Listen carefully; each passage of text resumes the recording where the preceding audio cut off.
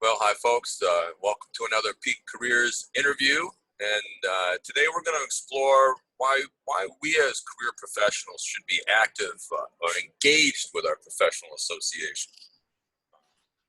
If you've read some of my blogs that talk about being a member of associations, but being engaged is really a different level. Today, I'm just ecstatic to have Janet Lenz, the past president of National Career Development Association and a research associate and faculty member at Florida State University, with us, and our current president of NCDA as of, until October, I believe, Paul Timmins, and he's the director of the Career Services in University of Minnesota's College of Liberal Arts. And then Paul will have the great distinction to be a past president on October 2nd or whatever it is.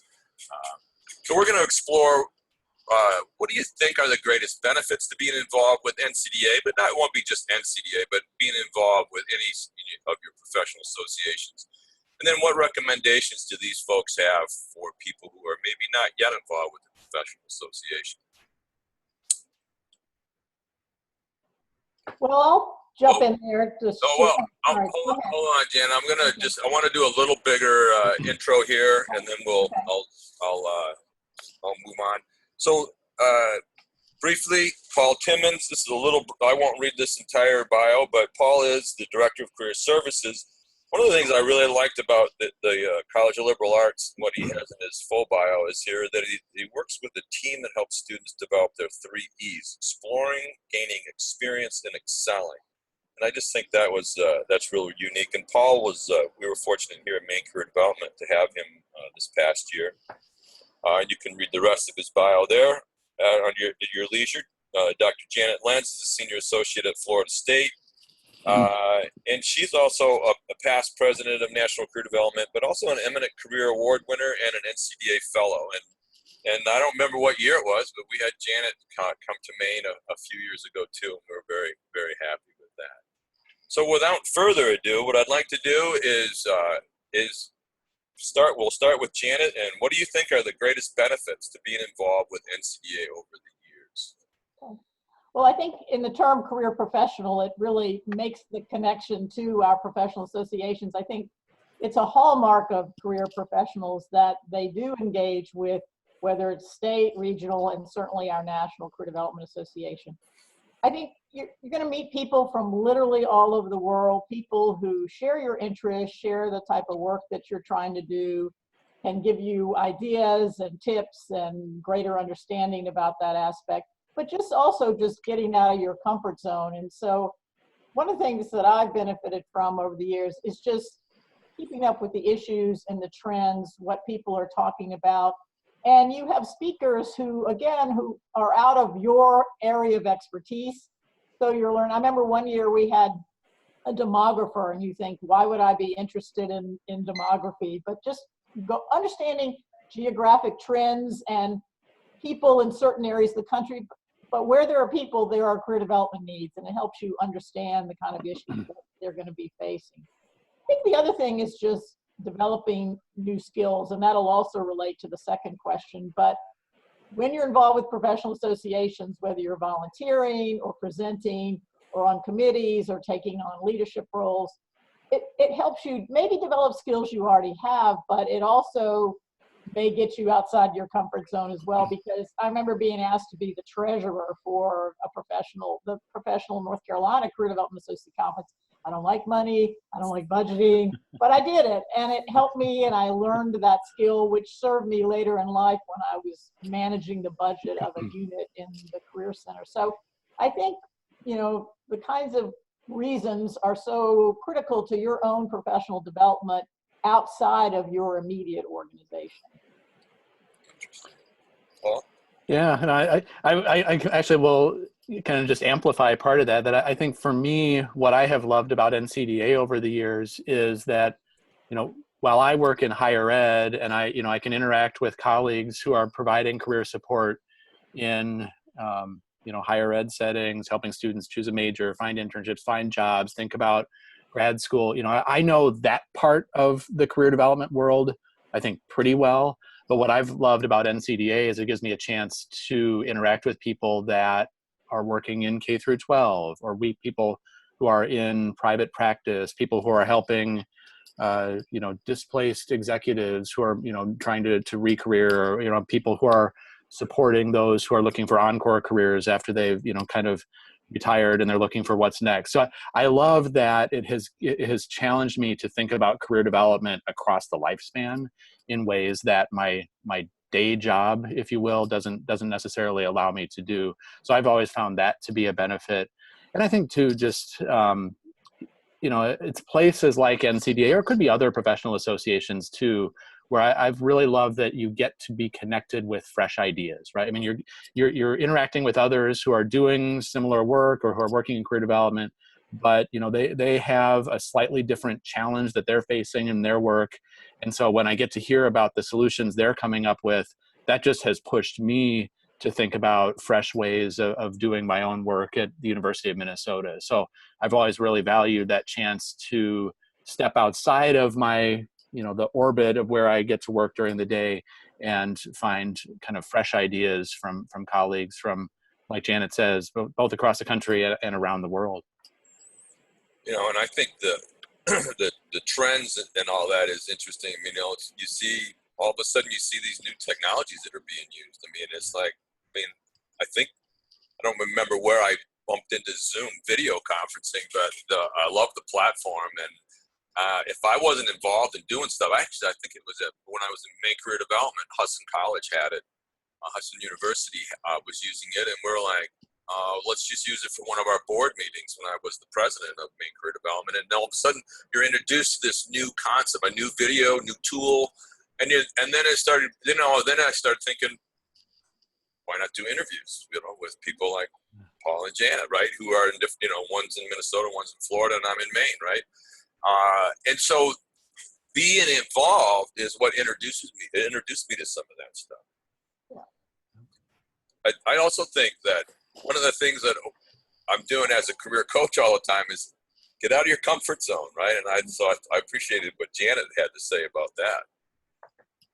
Well, I think, one of the things that I've learned over the years is, whether you do CDF training or whether you do a formal counseling program in higher ed, you might have a class in something. So I had a class in supervision in my doctoral program, but then I was called upon to do supervision with lots of different people and train supervisors. And I just realized, I'd reached the ceiling. And so every time I went to a professional meeting, I was looking for sessions on supervision to enrich that content. And you can do that on endless topics, as you said, whether it's technology or assessment. It's just your formal training only gets you so far, and to stay fresh in that topic, you need to go to professional meetings. And there's also, there are obviously, and we'll get into this a little bit in a bit, but, there are different ways of being involved as a professional. But I do also feel like, it's one thing to read about supervision, but it's quite another thing to talk to people that are wrestling with challenges related to it, right? And that's the benefit of connecting either in person or virtually, right? But, finding ways of developing relationships with others who are wrestling with some of the same challenges and who, are dealing with the same joys too, right? People that are succeeding, you kind of learn from how they're succeeding. So I found that my engagement in professional associations has given me that chance to build relationships with other people that can really help me take what I can learn by reading or what I can learn in other ways and put it into action. Yeah, and the other, to me, one of the other huge benefits was you really do find out who kind of the thought leaders are in these different topical areas, right? I mean, if you're we tend to, as humans, we sort of like our routines and we like our sort of safe zone. And, like Paul said, I also come from a lot of higher education background. And so that's a comfort zone for me. Being involved, I've had to, really appreciate and get to know some other people who are doing some really interesting things in some other areas. And they are indeed thought leaders. And there's a lot we can learn from each other across those different, higher ed to, workforce development and wherever. So let's shift gears here a little bit. I mean, Paul sort of intimated it, but what recommendations do you have for people who might want to get involved or who are not currently involved, but maybe What are the recommendations you have for people in our profession? Yeah, I mean, I think I would certainly start by, kind of considering the different places where you could be engaged, right? I mean, there are different professional associations, and depending on what your work specialty area is, that might lead you in one direction versus another. And certainly for all of us that are engaged in career development, I would recommend NCDA. I found NCDA to be a fabulous place to connect with, thought leaders, to connect with practitioners, to connect with others who share my passion for the work that I do. So NCDA is certainly one great place to look. Many states have their own career development associations. And so if you're not sure if your state has one, our NCDA headquarters office could help you learn more about that. But that would be the first thing, is kind of try to look at, where are the different places where I could be engaged, professional associations that are there. And then I guess I would say, and Jim, you alluded to this earlier, but it's one thing to be a member, but I think it's important to go beyond that and find ways of being more deeply involved in the work of the group. I mean, that's where you get to meet people. That's where you get to, get asked to be treasurer in North Carolina and have to wrestle with that and figure out how do I do that, and how do I talk with other people that can help support me. So it's by being involved that you build those relationships. And as I was reflecting on that, I mean, I think you can be involved in a lot of different ways. If you're fortunate enough to be in a place where you can be engaged in person, if there's a local conference coming up, volunteering at the conference, finding a way of just, help staff the check-in table. It's little things like that allow you to start to be engaged. So if you can find ways of being involved in person, that's great. But, if you're not in a place where it's easy to do that, there probably are ways of being on committees that might be Zoom calls or conference call, so can be engaged in a committee that's wrestling with some challenge that the association's working on. In NCDA, we have maybe 15 different committees that do really important work, and they, might see them, each other in person once a year at the conference, but a lot of it is virtually, and it's people all across the country and all around the world. So that gives you a chance to get to know a batch of people that are all working on, kind of a common goal. And if the committee isn't something that works out too, I've also found that simply looking for opportunities to write is another way of being engaged. And it's a way of putting something out there and encouraging dialogue with other colleagues across the association who read what you've written and can react to it, or, you can kind of perhaps build relationships around a shared interest if you've written about it, and then people can connect with you. So in NCDA, we have a web magazine, which is a great place to start. We really, our goal in there is to help people get published. And so there's a team of editors that work with anyone who wants to write an article and kind of help them to put it in the format or get it into the type of article that works well for our web magazine. But, writing there, writing on LinkedIn, there are other places where folks can get started. And I've always found that to be a way, it challenges me to think about what I believe and to put it down in a way that's succinct and understandable by someone else. But then it opens up opportunity for dialogue. So that'd be another way, for someone who is not able to be involved in person and isn't finding a committee, there are often ways of sharing your ideas too. That's great. That's great. Great ideas. Janet? Well, I'm sort of ditto on all of that. I think, we're all busy people, even some of us retired people. And I think maybe the initial reaction is, I'm so busy in my job, I don't have time for that. But I think that Paul's point was, you can start small. You start by actually going to a meeting, even if it's a state or regional, and hopefully NCDA will be in your area at some point.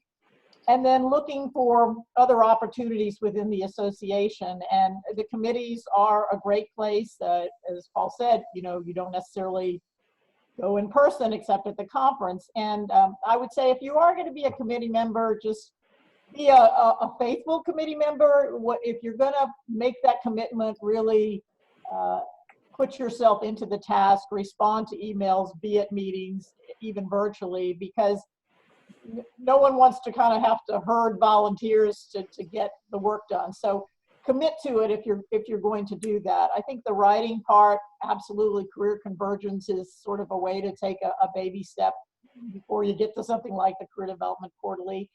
And the other thing I would say is don't be afraid to approach people, mentors, other people, other colleagues who share your interests to partner with something, whether it's a career convergence article or whether it's presenting at NCDA on a roundtable. I think people sometimes are a little hesitant about that. And I met a woman across the country who I was impressed with her graduate student services. So we partnered to present at NCDA. And so look for those kind of people. And I've noticed, especially like graduate students and other people maybe still going to school in their field or working on a topic, you hear them talk about it and their passion for it and the things they've done. And you say, you should really write this up, or you should really think about a presentation on this. And so that's a way to take your knowledge base and share it with others. And a roundtable at NCDA is one of the easier ways to do that. It's a sort of a low impact kind of presentation. So I think all of those things are possible. The other thing I would say with being busy in your job, sometimes it does mean doing work outside, and those of you in schools certainly know this, but outside the day-to-day. So when I got on the CBQ editorial board, I was reading journal articles at the gym, on the bicycle, and on planes when I was traveling. And so to have that experience and to make that commitment, sometimes you have to think about squeezing in 30 minutes here or there to do the extra work. So, but it's just a way to build your vita. And the other thing I would say about this is, and this is less about how to get involved, but when we hire people in our organization, we look to see, have they been involved with NCDA? And maybe not a high level of engagement, but at least they're a member and maybe they've done some things, because it tells us they're committed, they are professionally interested in staying current. And so that's another reason why, and then I think we've sort of outlined the how in that sense as well. It's these are volunteer associations. I mean, the NCDA does have some paid staff, but Maine Career Development doesn't have paid staff. I mean, and there are regional career groups too, and they don't have paid staff. It's a volunteer association. And I think, as an extrovert, this stuff's been easy for me my whole life. And I think one of the struggles that some introverts and other people feel, not all introverts, but I mean, even some extroverts, is if I get involved, they're going to make me want to become the president. I don't want to be the president, and it just doesn't have to be that way. As a volunteer association, there is always going to need to be someone checking people in at the conference, right, at the table.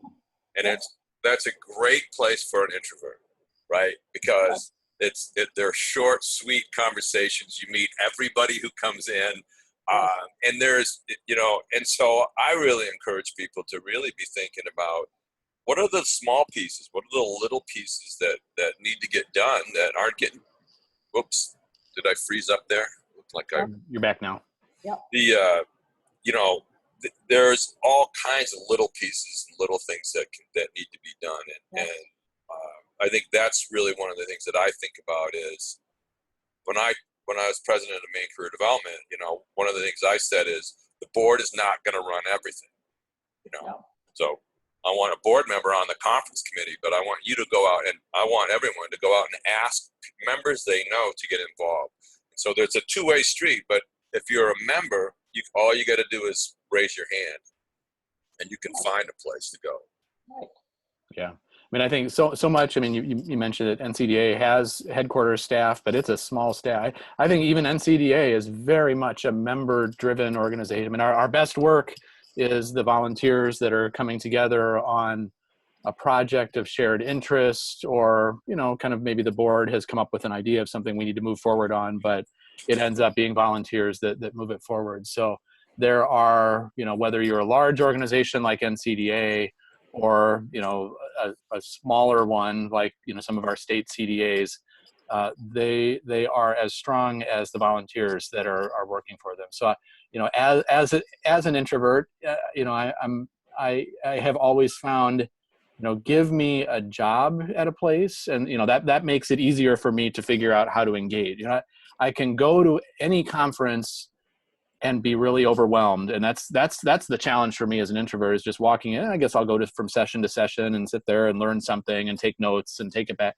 But if I have a job, if I am, helping to, as a guide to, help people know where they need to go, if I'm a room host where I introduce the speakers, or if I'm working at the registration table, that one little job throughout my career, I mean, that's what's helped me to engage and to really connect at any event that I'm at. So I think that's good advice, Jim. Find things that fit with your personality, and it doesn't have to be a huge thing. You're not going to be asked to be president right away, and maybe you'll get there.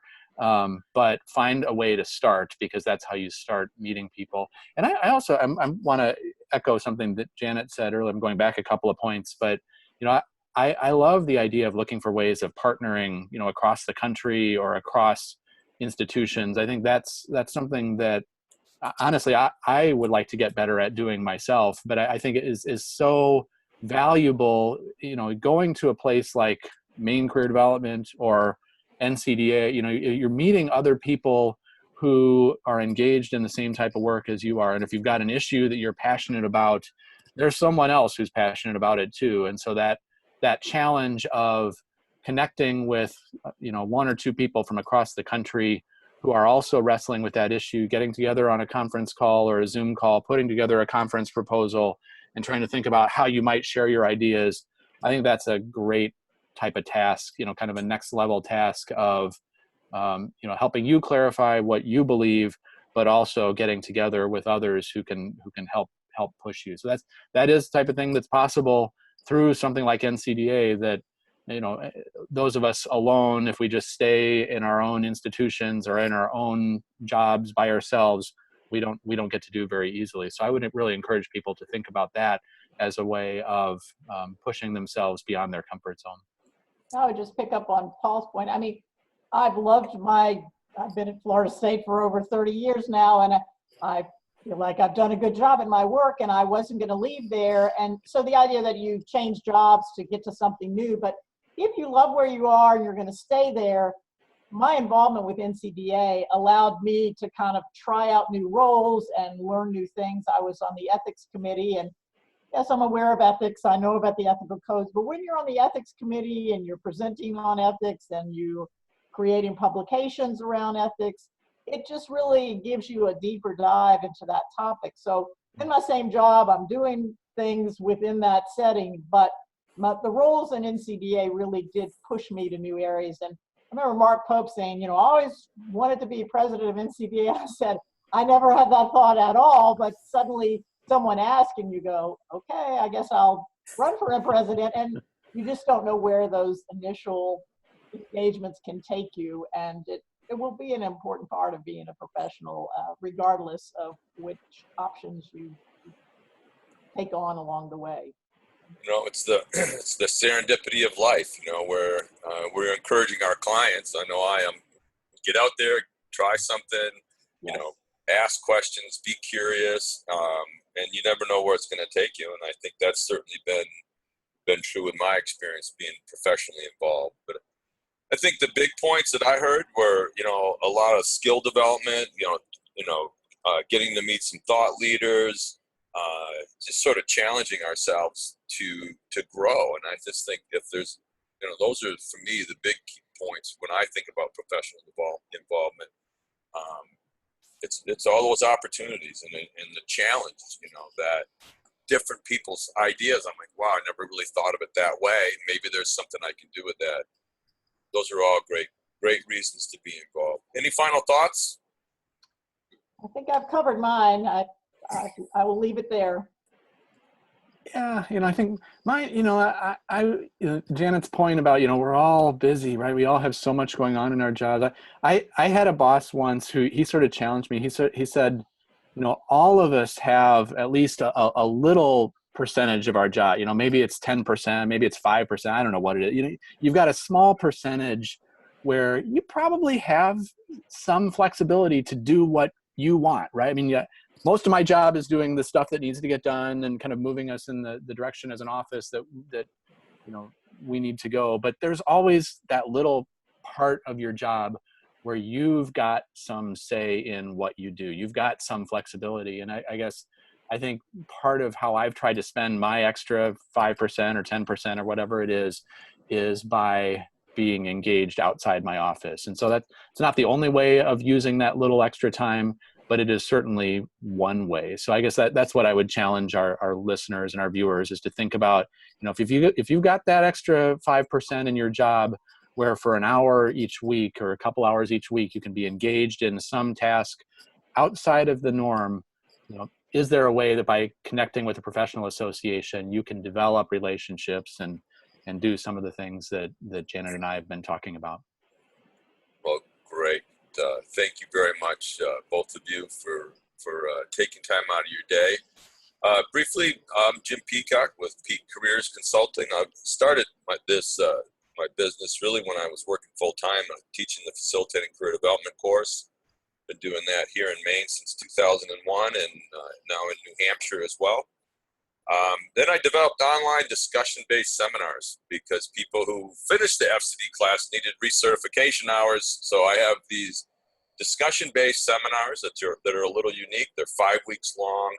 I don't run them unless I have 5 people. They're discussion-based, and I think what happens is you get a deeper learning when you're in these seminars on a variety of career topics, where you have to read an article, react to it, and then reply to someone else. So I think it's a great way to learn. Also, I do face-to-face workshops and I have a small, limited number of individual career coaching. So if you are a career practitioner, a career counselor, a person who delivers career services, feel free to sign up for my newsletters, and you receive the top 10 tips of working with an undecided person. And feel free to connect with me on any of these social media platforms. And thank you for being here today. Thank you so much, Janet and Paul. This has been wonderful, and I appreciate your time. Thanks. Enjoyed it.